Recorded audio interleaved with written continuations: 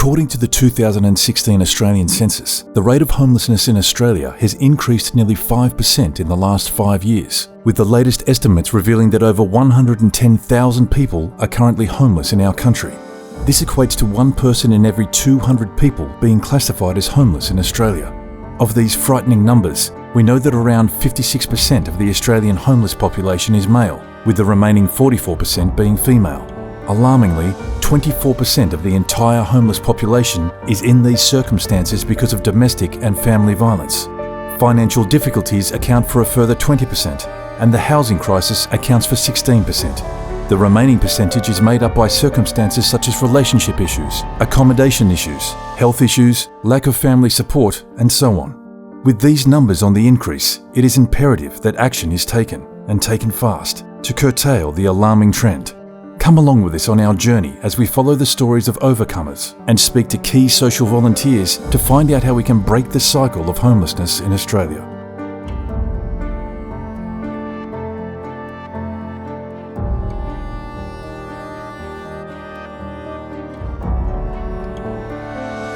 Living in Sydney, in Western Sydney, it's expensive, and a lot of families and a lot of individuals and elderly people are in crisis. Visible homeless is really, everybody's aware. They'll see people that are homeless on the street with their shopping trolleys, that are visible. Whereas the invisible homeless are people who potentially may have just lost their job and they're living paycheck to paycheck, and they don't have permanent stable accommodation. So they're couch surfing, or they're living in overcrowded accommodation, or, they're deciding to basically choose between paying the rent or paying for food. You don't see them because they're not on the street. There's help out there, and there's support providers out there who genuinely can assist you. When you see people who have been in really dire situations and then they get that little helping hand they need, whether that's a roof over their head or a meal in their belly, some clothing, it really does help them feel connected again to society, connected to the community, and that they belong, that they aren't alone. And that's one of the things about homelessness, whether it be visible or invisible, is you really do feel isolated and alone. And this event lets them know there's people, providers out there to support them.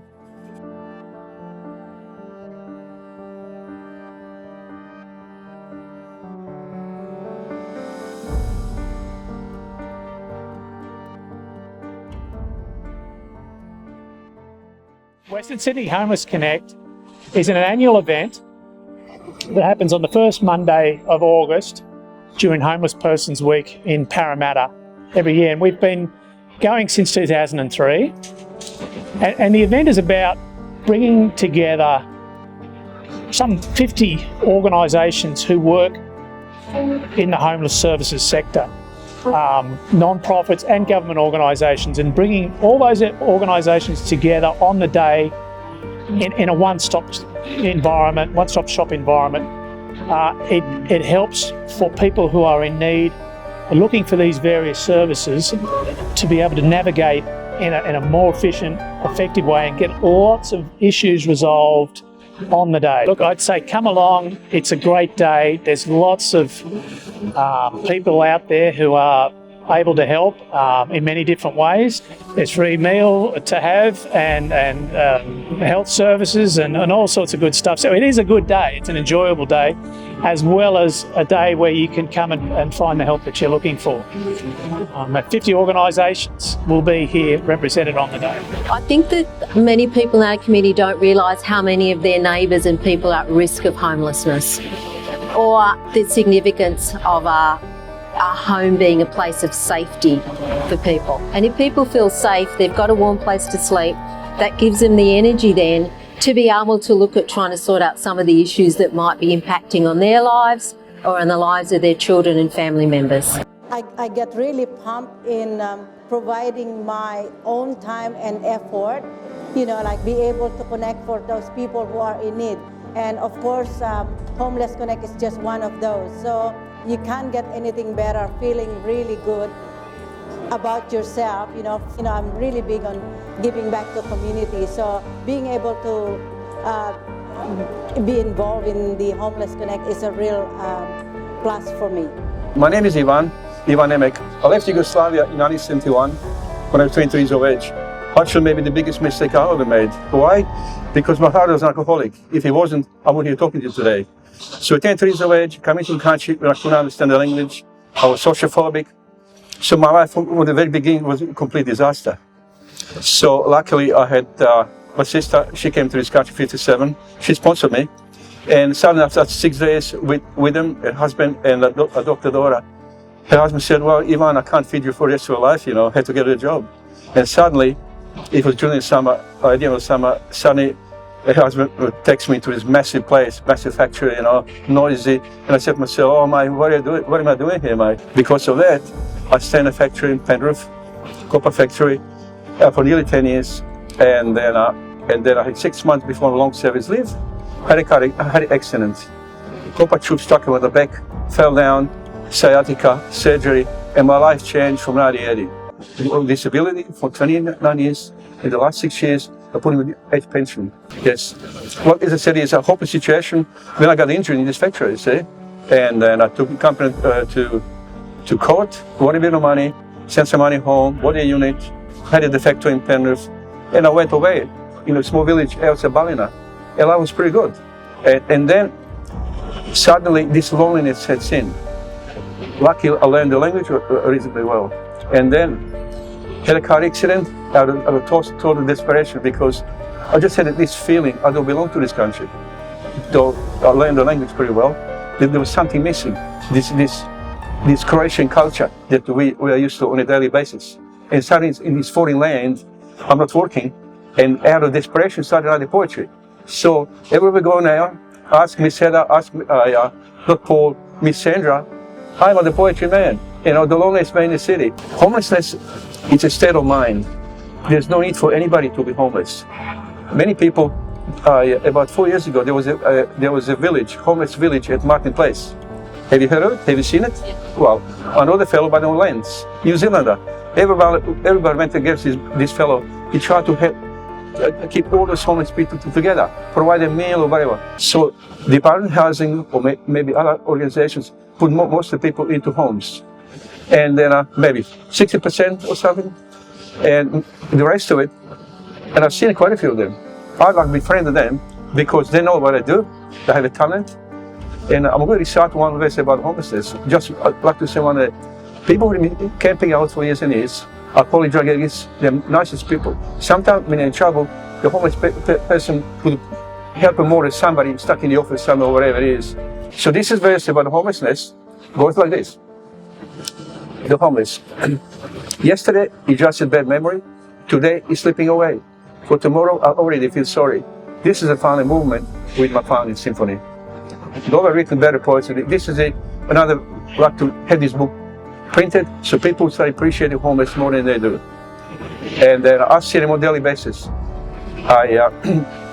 So as the time went by, found myself with this disability, with a surgery to our back.